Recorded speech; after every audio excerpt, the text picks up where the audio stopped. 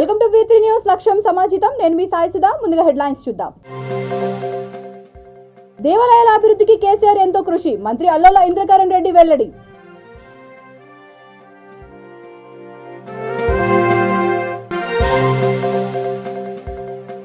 రాజ్యాధికారంలో వాటా కల్పించినప్పుడే మహిళల్లో ఆత్మవిశ్వాసం. బీసీ సంక్షేమ సంఘం జాతీయ అధ్యక్షుడు ఆర్ కృష్ణయ్య.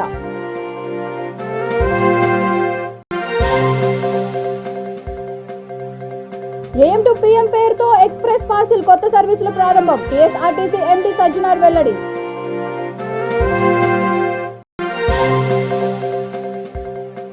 అందరి సహకారంతో తాగునీటి ఎద్దడిని నివారించగలిగాం. నిజాంపేట మున్సిపల్ కార్పొరేషన్ మేయర్ కొలా నీలా గోపాల్ రెడ్డి. ఇక డీటెయిల్స్ చూస్తే ముఖ్యమంత్రి కేసీఆర్ దేవాలయాల అభివృద్ధికి ఎంతో కృషి చేస్తున్నారని దేవాదాయ శాఖ మంత్రి అల్లోల ఇంద్రకరణ్ రెడ్డి తెలిపారు. అబిడ్స్ బొగ్గులకుంటలోని తెలంగాణ అర్చక ఉద్యోగ ఐక్య కార్యాచరణ సమితి దేవాదాయ శాఖ ఆధ్వర్యంలో ఏర్పాటు చేసిన డైరీని ఆయన ఆవిష్కరించారు. కార్యక్రమంలో ప్రభుత్వ సలహాదారు కేవి రమణాచారి, దేవాదాయ శాఖ కమిషనర్ అనిల్, ప్రముఖ ఆధ్యాత్మికవేత్త సన్నిధానం లక్ష్మీకాంత శర్మ, అర్చక జేఏసీ చైర్మన్ గంగు ఉపేంద్ర శర్మ, అధ్యక్షుడు బద్రీనాథాచార్యులు తదితరులు పాల్గొన్నారు.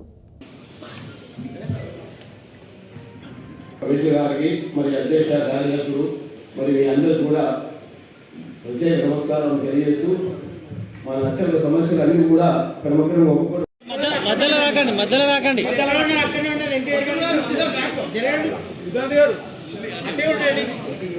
Murali garu MK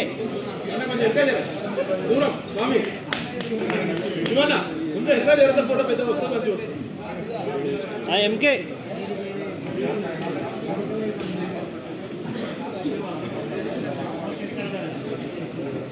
sir okay sir.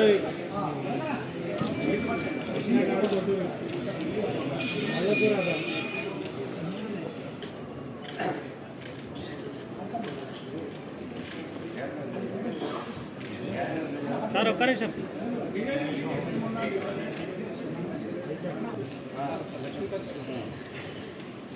నూతనంగా ఆవిర్భవించినటువంటి రాష్ట్రం అది కంబైన్డ్ స్టేట్లో తెలంగాణ గుర్తింపు ఏ విధంగా ఉండే, అర్చకుల గుర్తింపు ఏ విధంగా ఉండే, దేవాలయాల గుర్తింపు ఏ విధంగా ఉండేనో మనకి ఇప్పుడు అన్ని కూడా ఏర్పడుతున్నాయి. మరి ఇప్పుడు ఈ తెలంగాణ రాష్ట్రం ఏర్పడిన తర్వాత మనం సుందరయ్య భవన్లో అప్పుడు మనందరం కూడా అర్చకుల యొక్క మౌన దీక్ష, ఇంకో దీక్ష అని ఒక 4-5 రోజుల కార్యక్రమం పెట్టుకున్నాం. పెద్ద ఎత్తున పెట్టుకొని మేము కూడా అక్కడికి వెళ్ళి మీ సమస్యలు ఏమని అని చెప్పి అడిగి కూడా తెలుసుకున్నాం. అప్పుడే వెళ్తాం. కానీ అసాధ్యాన్ని సుసాధ్యం చేసినటువంటి ప్రభుత్వము ఇవాళ నాకు తెలిసిన మటుకు ఇంత మంచి సమస్యల పరిష్కారం భారతదేశంలో తెలంగాణ రాష్ట్రంలో గౌరవం లభిస్తుంది. ఆ గౌరవం లభించడానికే మనందరం కూడా పనిచేస్తూ ఉన్నాము. మరి ముఖ్యంగా యాదగిరిగుట్ట లక్ష్మీనరసింహస్వామి దేవాలయం నిర్మాణం తర్వాత మనకు కూడా ఒక తెలంగాణ తిరుపతి క్షేత్రంలో మనం భావిస్తున్నాం. నేను రాష్ట్రపతి గారు రావడం జరిగింది, 4 ముఖ్యమంత్రులు మొన్ననే అచ్చగా పరిశీలించడం చూడడం జరిగింది. ఈ విధంగా ఎందరో వివిఐపీలు హైదరాబాద్ అతి సమీపంలో దేవాలయం 50 కిలోమీటర్ల దూరంలో మరి ఆ దేవాలయం ద్వారా మనకు ఎంతో గౌరవము, పేరు ప్రతిష్టలు రావడం జరిగింది. కరోనా తర్వాత ఇవాళ మంచి కార్యక్రమం. దాదాపు పొద్దున 3 గంటలకే భక్తులకు సందర్శనము, అక్షరాభ్యాస కార్యక్రమం మొదలైంది. పొద్దున 7:30 గంటల వరకు 2500 మంది అక్షరాభ్యాస కార్యక్రమం పూర్తి చేయడం జరిగింది. క్యూ అయితే దాదాపు 40-50 వేల మంది క్యూలో ఉన్నారు. మరి వాళ్ళందరూ కూడా మేము అడిగినాం, ఈస్ట్ గోదావరి, వెస్ట్ గోదావరి, కర్ణాటక, తమిళనాడు ఎక్కడెక్కడి నుంచి వస్తున్నారంటే 5-6 రాష్ట్రాల నుంచి, మహారాష్ట్ర కూడా, తెలంగాణ, ఈ విధంగా ఎన్నో రాష్ట్రాల నుంచి వచ్చి అక్కడ అక్షరాభ్యాసం చేయించుకోవాలి. ఒక్కొక్క దేవాలయం ఒక ప్రత్యేకత ఉంది. దాని కొరకు మరి దేవాలయాల పునరుద్ధరణ కూడా పెద్ద ఎత్తున కార్యక్రమం తీసుకుంటున్నాము. మరి ఇప్పుడు ఏదైతే అర్చక స్వాములు మాట్లాడి సమస్యలు చెప్పారు. సమాజంలో సామాజిక వివక్షతో పాటు నిరాదరణకు గురవుతున్న మహిళలకు రాజ్యాధికారంలో వాటా కల్పించినప్పుడే వారిలో ఆత్మవిశ్వాసం పెరుగుతుందని బీసీ సంక్షేమ సంఘం జాతీయ అధ్యక్షుడు, రాజ్యసభ సభ్యుడు ఆర్ కృష్ణయ్య అన్నారు. అంబర్పేటలో బీసీ మహిళా సంఘం రాష్ట్ర కార్యాలయాన్ని ఆయన ప్రారంభించారు. విద్య, ఉద్యోగ, ఉపాధి రంగాల్లో అవకాశాలు కల్పించినప్పుడే మహిళా సాధికారతకు సార్థకత ఉంటుందని అన్నారు. కార్యక్రమంలో బీసీ సంక్షేమ సంఘం జాతీయ ఉపాధ్యక్షుడు గుజ్జు కృష్ణ, బీసీ మహిళా సంఘం రాష్ట్ర అధ్యక్షురాలు గుండ్రాతి శారదాగౌడ్ తదితరులు పాల్గొన్నారు.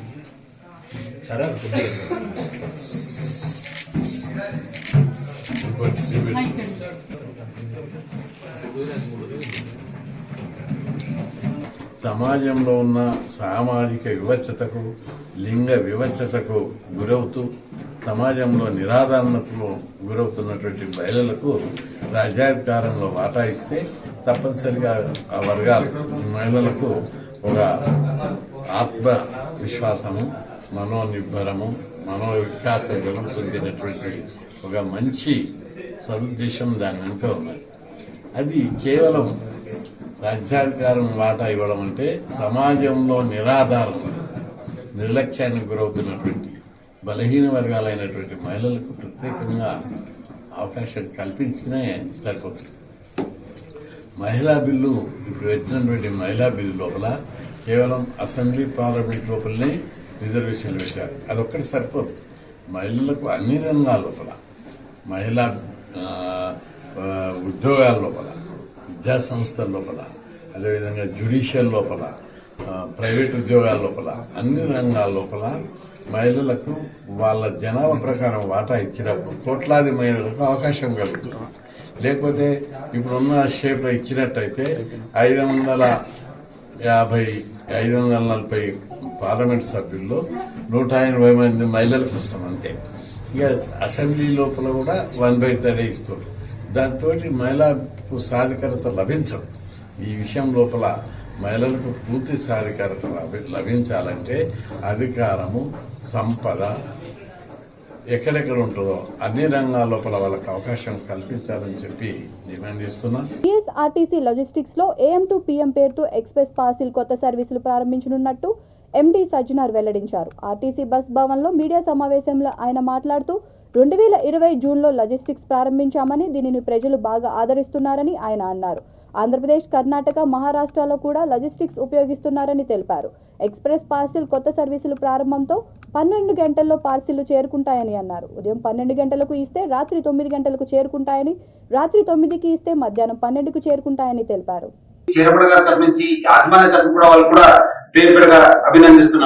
ఇంకా మొత్తం మనము ఈ ఒక గత 1 year లో యాజమాన్యం కూడా ఈ లాజిస్టిక్ బిజినెస్ కి చాలా ప్రోత్సహించడం జరుగుతుంది. చాలా అది స్ట్రెంథన్ చేయడానికి కూడా మనము చాలా వాళ్ళు కూడా రిసోర్సెస్ కూడా ఇవ్వడం జరుగుతుంది. మన మ్యాన్ పవర్ కావచ్చు, ఫైనాన్షియల్ కావచ్చు, అసెట్ వైజ్ కూడా మనకు బాగా వాళ్ళందరూ కూడా మనము సపోర్ట్ చేయడం జరుగుతుంది. అందుకు ఇప్పుడు మన లాజిస్టిక్స్ చీఫ్ కింద ఆల్మోస్ట్ 3 సీనియర్ ఆఫీసర్స్ ఉండడం జరుగుతుంది. డిప్యూటీ RM ర్యాంక్ ఆఫీసర్స్ కూడా మనము కేటాయించడం జరిగింది. ఒకరు కరీంనగర్ జోన్ చూసుకుంటే, ఒకరు గ్రేటర్ హైదరాబాద్ జోన్ చూస్తున్నారు, ఒకరు మొత్తం మనకు ఆల్మోస్ట్ మన హైదరాబాద్ జోన్ కూడా వాళ్ళు చూస్తున్నారు. అంటే కరీంనగర్ జోన్ కు ఒకరు, గ్రేటర్ హైదరాబాద్ జోన్ కు ఒకరు, హైదరాబాద్ జోన్ కు 3, ప్లస్ అదేవిధంగా జూనియర్ స్కేల్ ఆఫీసర్స్ కూడా మనము దాదాపు 5 ఇవ్వడం జరిగింది.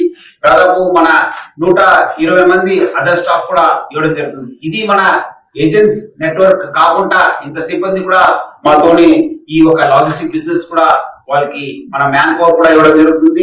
అదేవిధంగా వాళ్ళకి కావాల్సిన ఫెసిలిటీస్ కావచ్చు, అక్కడ మనకు ఆఫీస్ సెటప్ కావచ్చు, లోడింగ్ అన్లోడింగ్ టైం కూడా కావాల్సిన ఇన్ఫ్రాస్ట్రక్చర్ కూడా మనము క్రియేట్ చేయడం జరుగుతుంది.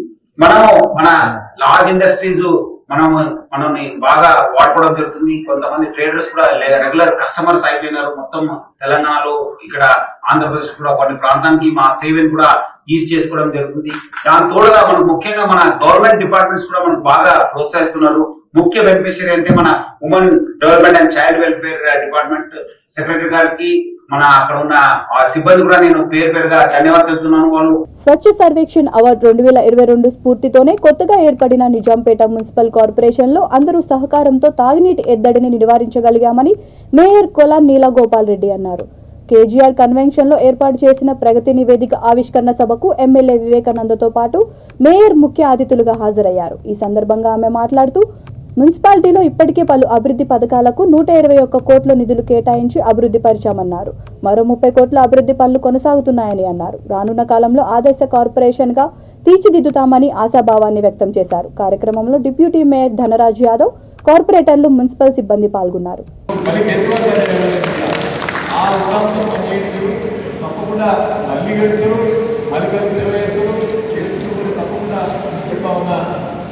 ఇది చాలా పవిత్రమైనటువంటి అవకాశం మనకి అటు భగవంతుడు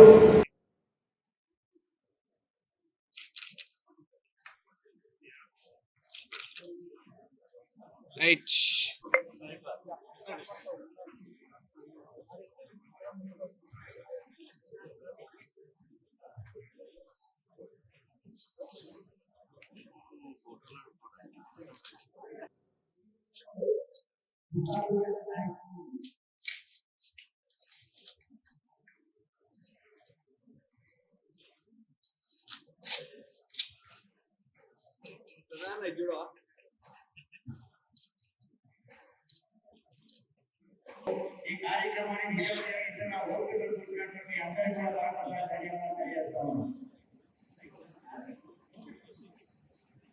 3 సంవత్సరాలు పూర్తి చేసుకొని 4 సంవత్సరాలకి ఎంటర్ కాబోతుంది. మరి ఈ 3 సంవత్సరాలలో కూడా నిజాంపేట మున్సిపల్ కార్పొరేషన్ని చక్కగా అభివృద్ధి చేసుకుంటా ఉన్నాము. మరియు ఈ అభివృద్ధి పనులకు కూడా మా కార్పొరేటర్లు, మా కోఆపరేషన్ సభ్యులు, డిప్యూటీ మేయర్ గారు మరియు మా కమిషనర్లు కూడా మాకు ఎంతో సహకరిస్తున్నారు. వీటన్నిటిని కూడా మేము ముందుకు తీసుకెళ్తా ఉన్నాము. మరియు మేము మా కౌన్సిల్లో కూడా పాస్ చేసుకున్న వాటన్నిటికీ కూడా 2,40,00,000 వరకు మేము 240 కోట్ల వరకు మేము కౌన్సిల్లో పాస్ చేసుకోవడం జరిగింది. ఇంకా 160 కోట్లు కూడా మేము పనులను నిర్మించుకోవడం పూర్తి చేసుకోవడం జరిగింది. మరి ఇంకా మిగతా పనులు కూడా రాబోయే సంవత్సరంలో అవన్నిటిని కూడా పూర్తి చేసుకోవాలని మేము అనుకుంటా ఉన్నాము. మరియు మేము అభివృద్ధి చేసుకున్న పనులలో పార్కులు కానీ, వైకుంఠ ధామాలు కానీ, మరియు చెరువులు కానీ అన్నిటిని కూడా మేము అభివృద్ధి చేస్తా ఉన్నాము. మా నిజాంపేట మున్సిపల్ కార్పొరేషన్కి బస్తీ దవాఖానాలు 10 బస్తీ దవాఖానాలు శాంక్షన్ కావడం జరిగింది.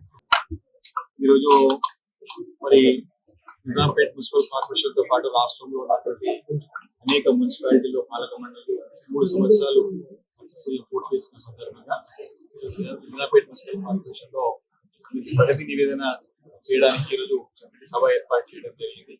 గడిచిన 3 సంవత్సరాలుగా వారు చేసినటువంటి అభివృద్ధి కార్యక్రమాలన్నింటి కూడా ప్రజలకు తెలియాలని చెప్పేసి ప్రింటెడ్ మెటీరియల్, ప్రింటెడ్ ఫార్మాట్ లో వారు మరి ప్రజలకు తెలిసే విధంగా చేయడం జరిగింది. మరి ఎన్నో కోట్ల రూపాయలతో అభివృద్ధితో పాటు ప్రజలకి మెరుగైనటువంటి వస్తువులు కల్పించాలనే ఉద్దేశంతో మరి ప్రభుత్వంలో మన గౌరవ పురపాలక శాఖ మంత్రులు చూపెట్టినటువంటి మరి దారి చేసినటువంటి దిశానిర్దేశాల మేరకు పార్కుల అభివృద్ధి, అదేవిధంగా మన శ్మశాన వాటికల అభివృద్ధితో పాటు వైకుంఠ ధామాల అభివృద్ధితో పాటు మరి road windings, foot paths, central maintenance, open gyms, ఈ రకంగా సీనియర్ సిటిజన్స్ కి వసతులు కల్పించడం, ఇలా మెరుగైనటువంటి వసతులు కల్పించాలనే లక్ష్యంతో చేస్తున్న పనులు ఒకటొకటిగా ఫలితాలు ఇస్తా ఉన్నాయి. గడిచిన 3 ఏళ్లలో దుండిగల్ మున్సిపాలిటీలో అనేక అభివృద్ధి కార్యక్రమాలు చేపట్టామని, రాబోయే 2 ఏళ్లలో కూడా మరిన్ని అభివృద్ధి కార్యక్రమాలు చేపట్టి ఆదర్శ మున్సిపాలిటీగా తీర్చిదిద్దుతామని మున్సిపల్ చైర్పర్సన్ సుంకరి కృష్ణవేణి అన్నారు. పాలకవర్గం ఏర్పాటై 3 ఏళ్లు విజయవంతంగా పూర్తి చేసుకుని 4వ సంవత్సరంలోకి అడుగుపెడుతున్న సందర్భంగా కౌన్సిలర్లకు సన్మాన కార్యక్రమం నిర్వహించారు. కార్యక్రమంలో vice chairman Tudumu Padmarao, commissioner Satyanarayanarao, కౌన్సిలర్లు, మున్సిపల్ సిబ్బంది తదితరులు పాల్గొన్నారు.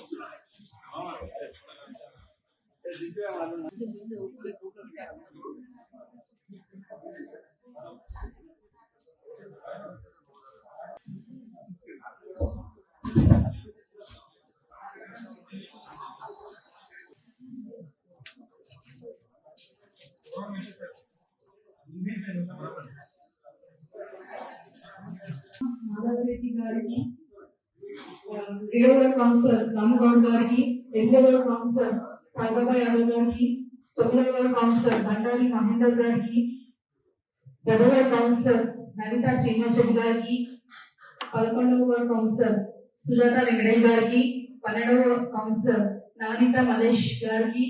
రంగారెడ్డి రాజేంద్ర నగర్లో 4 బైక్ దొంగలను అరెస్ట్ చేసినట్టు శంషాబాద్ డీసీపీ జగదీశ్వర్ రెడ్డి తెలిపారు. నిందితుల నుండి 18 లక్షల విలువ చేసే 12 బైక్ స్వాధీనం చేసుకున్నామని మీడియా సమావేశంలో తెలిపారు. ఇళ్ల ముందు వ్యాపార సముదాయాల ఎదుట పార్క్ చేసిన బైక్లను టార్గెట్ చేసి ముఠా సభ్యులు దొంగతనాలకు పాల్పడుతున్నారని అన్నారు.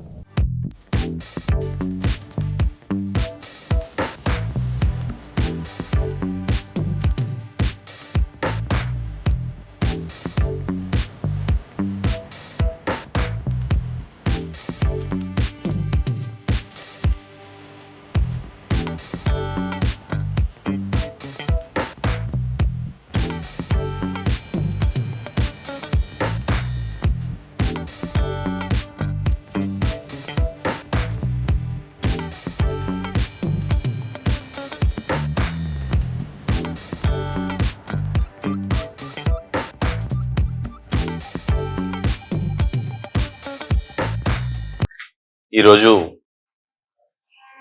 ఈ ప్రెస్ మీట్ యొక్క ముఖ్య ఉద్దేశం వెహికల్ అఫెండర్స్ మనకు CCS Shamshabad team under the leadership of Shashank Reddy and వాళ్ళ ఇన్స్పెక్టర్స్, ఎస్ఐస్, కానిస్టేబుల్స్, అట్లనే రాజేందర్ ఏసీపీ ఆధ్వర్యంలో డిఐ పవన్ వీళ్ళ ఆధ్వర్యంలో టీమ్స్ ఫామ్ అయ్యి మనకు వెహికల్ థెఫ్ట్ బాగా అయితే ఉంటాయి. రాజేంద్ర, మెల్లాడిగరంపల్లి 2 పోలీస్ స్టేషన్లలో కూడా మీరు రెగ్యులర్గా వెహికల్ థెఫ్ట్ గురించి, ఆటోమొబైల్ థెఫ్ట్ బాగా నోటీస్ అవుతూ ఉంటాయి. నైట్ అవర్స్లో వీళ్ళు పార్కింగ్ ప్లేసెస్ లేక బయట పార్క్ చేసి ఉంటాయి, అవి రికీ చేసి వీళ్ళు వేసుకుపోవడం జరుగుతూ ఉంది. ఈ అఖిల్ ఖాన్ అని ఇతను ఇప్పుడు మెయిన్ అఫెండర్ మనకి A1 కింద. ఈ అఖిల్ ఖాన్ మైలార్దేవరంపల్లిలో ఉంటాడు, మన పరిధిలోనే ఉంటూ ఇతని మీద ఇప్పుడు మనకు టోటల్గా మీరు చూసినట్లయితే 12 బైకులు రికవరీ కావడం జరిగింది. టోటల్ అంటే 9 బైకులు మన రాజేంద్ర నగర్ పోలీస్ స్టేషన్కి సంబంధించినటువంటివి, 1 RGA పోలీస్ స్టేషన్కి సంబంధించి, 2 లంగరోజ్కి సంబంధించి టోటల్ 12 కేసెస్ ఇప్పుడు మనకు మీరు ఇందాక చూపించినటువంటి వెహికల్స్కి సంబంధించినటువంటి దాంట్లో 6 రాయల్ ఎన్ఫీల్డ్ బుల్లెట్లు ఉన్నాయి, 5 వచ్చేసి బజాజ్ పల్సర్ బైక్స్ ఉన్నాయి, 1 వచ్చేసి సుజుకి స్కూటీ టైప్లో అదొకటి వెహికల్ ఉంది. అయితే దీంట్లో ఈ అఖిల్ ఖాన్, షోయబ్ అలీ వీళ్ళిద్దరు main accused, A1 and A2. దీంట్లో సయ్యద్ మొహమ్మద్, షేక్ మహమ్మద్ అండ్ షేక్ రఫీక్ అని, సయ్యద్ రఫీక్ వీళ్ళిద్దరు కూడా ఒకరేమో నిజామాబాద్కి సంబంధించినటువంటి వాళ్ళు, ఒకరు జీడిమాట్లకు సంబంధించినటువంటి వాళ్ళు, రిసీవర్స్. అంటే వీళ్ళు దొంగతనం చేసి ఈ బండ్లను వీళ్ళకి అమ్మడం, వీళ్ళు ఇంట్లో కస్టమర్స్ చూసుకొని లాభం అమ్ముకోవడం జరుగుతూ ఉంది. ప్రజలందరికీ సమాన హక్కులు కల్పించిన మహనీయుడు అంబేద్కర్ అని రంగారెడ్డి జిల్లా కేంద్ర గ్రంథాలయం చైర్మన్ వెంకటరెడ్డి అన్నారు. గణతంత్ర దినోత్సవాన్ని పురస్కరించుకొని జిల్లా కేంద్ర గ్రంథాలయంలో ఏర్పాటు చేసిన జాతీయ జెండాను ఆయన ఆవిష్కరించారు. ప్రతి ఒక్కరూ బాబాసాహెబ్ అంబేద్కర్ అడుగుజాడల్లో నడవాలని కోరారు. ఈ కార్యక్రమంలో జిల్లా గ్రంథాలయం డైరెక్టర్ మాధవి, సెక్రటరీ మనోజ్, సిబ్బంది తదితరులు పాల్గొన్నారు.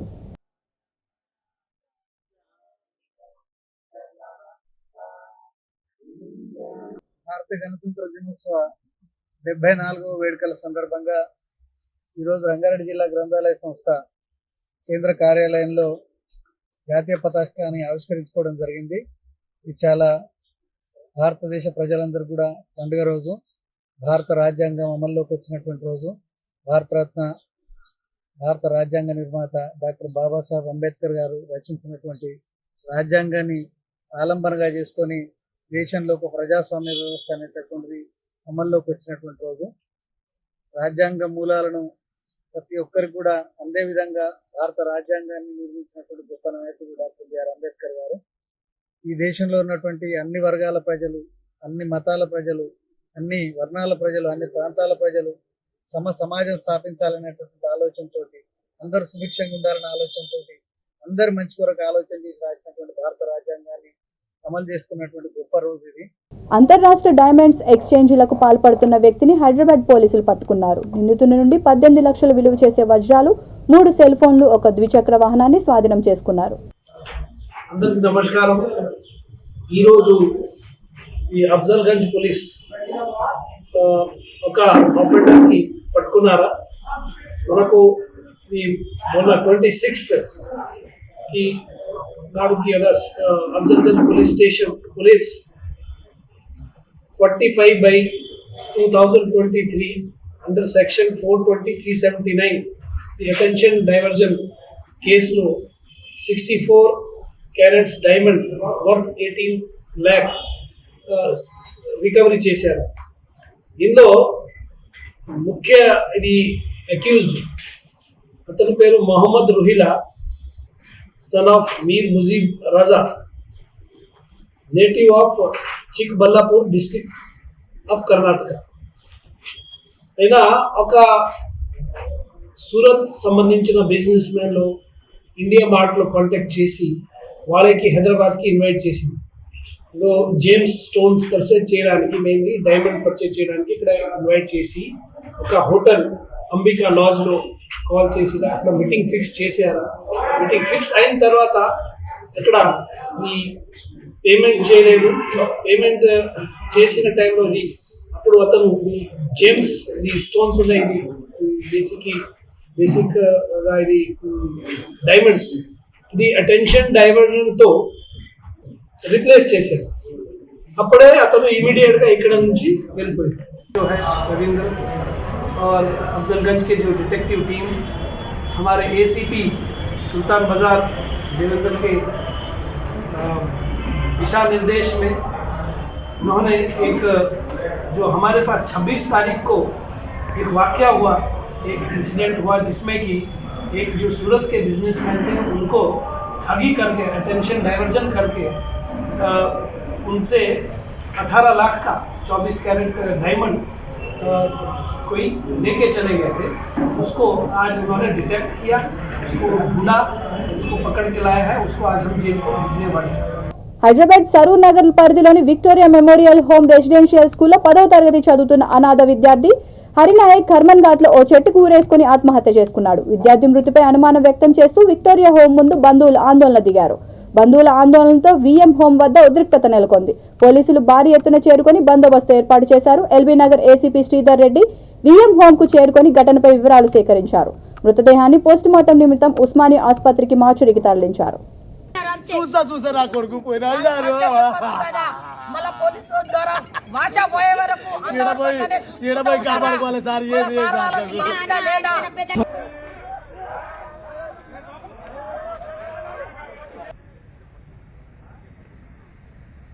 రాత్రి వైస్ ప్రిన్సిపాల్ సార్ ఫోన్ చేసిండు, వాళ్ళ హౌస్ మాస్టర్ అని ఫోన్ చేస్తే వచ్చిన భాస్కర్ నీ దగ్గర ఇట మీ తమ్ముడు వచ్చిండా అని ఫోన్ చేసిండు.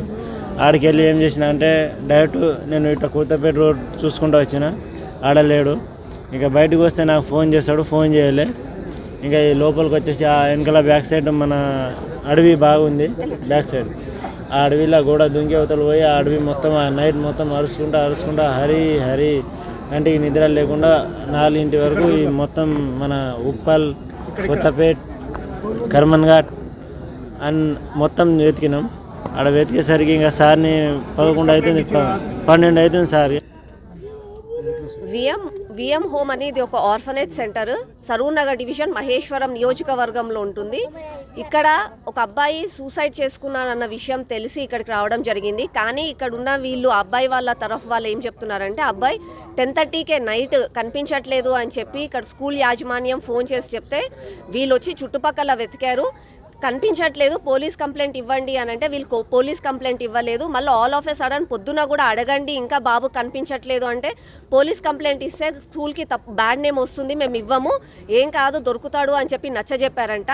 కానీ సడన్గా ఆ అబ్బాయి ఇక లేడు అన్న చెప్పి ఆ వార్త వీళ్ళకి చెప్పారు. అది కూడా వాళ్ళు చెప్పిన స్టోరీ ఏంటంటే స్కూల్ యాజమాన్యం ఇద్దరు అబ్బాయిలు స్కూల్లో కొట్లాడుకొని ఆ అబ్బాయి కొంచెం మనోస్తాపం చెంది గోడ దుంకి పారిపోయి దూరంగా వెళ్ళి సూసైడ్ కమిట్ చేసుకున్నారని చెప్పి వీళ్ళు చెప్పారట. గోడ దునికి పారిపోతుంటే మరి వీళ్ళు ఏం చేస్తున్నారు? వీళ్ళు చూస్తున్నారు కదా, మరి ఆపచ్చు కదా. మీ సెక్యూరిటీ లేదా? మీ సీసీ కెమెరాలో ఏమో బాబు లేడు, మరి పిల్లలు వెతుకుతున్నప్పుడు బాబు కనబడుతుంది అంటారు. మరి బాబు పోతా ఉంటే మీరు ఫోన్ చేసి చెప్పారు, మరి కంప్లైంట్ ఇస్తామంటే మరి కంప్లైంట్ ఎందుకు ఇవ్వట్లేదు మీరు? తెలంగాణ రాష్ట్రంలోని ముదిరాజ్ సంఘాలన్నీ ఏకమై జేఏసీగా ఏర్పడి సామూహిక హైదరాబాద్లోని ఇందిరా పార్క్ వద్ద నిరాహార దీక్ష చేపట్టాయి.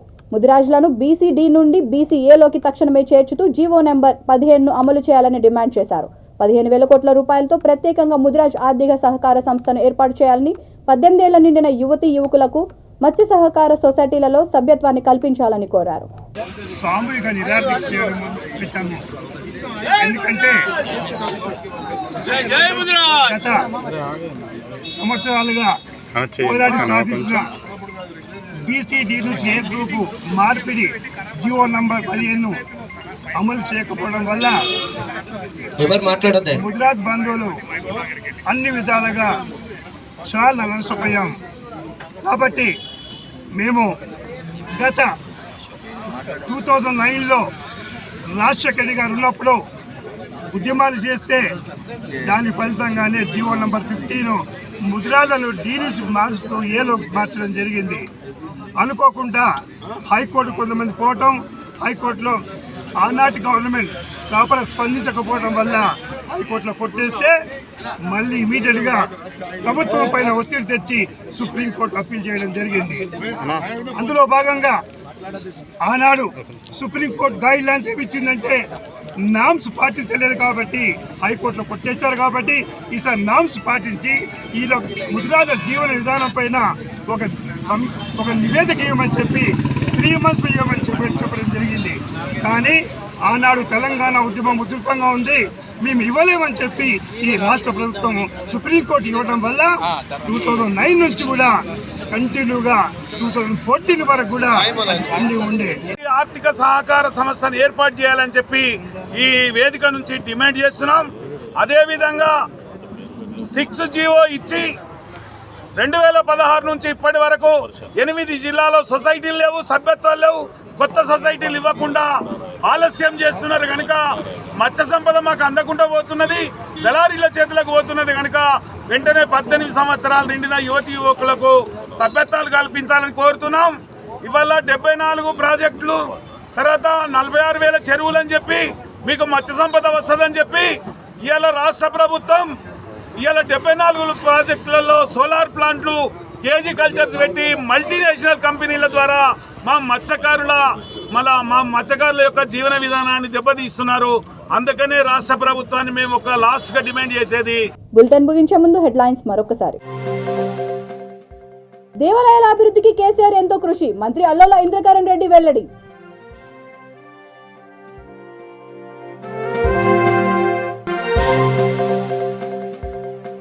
రాజ్యాధికారంలో వాటా కల్పించినప్పుడే మహిళల్లో ఆత్మవిశ్వాసం, బీసీ సంక్షేమ సంఘం జాతీయ అధ్యక్షుడు ఆర్ కృష్ణయ్య.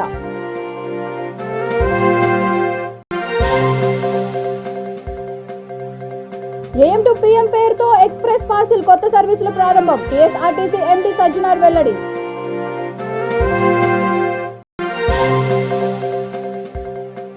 అందరి సహకారంతో తాగునీటి ఎద్దడిని నివారించగలిగాం, నిజాంపేట మున్సిపల్ కార్పొరేషన్ మేయర్ కొలా నీలా గోపాల్ రెడ్డి. ఈ బులెటిన్ ఇంతటితో సమాప్తం. మరొక బులెటిన్తో మళ్ళీ కలుద్దాం. అంతవరకు చూస్తూనే ఉండండి V3 న్యూస్, లక్ష్యం సమాజహితం.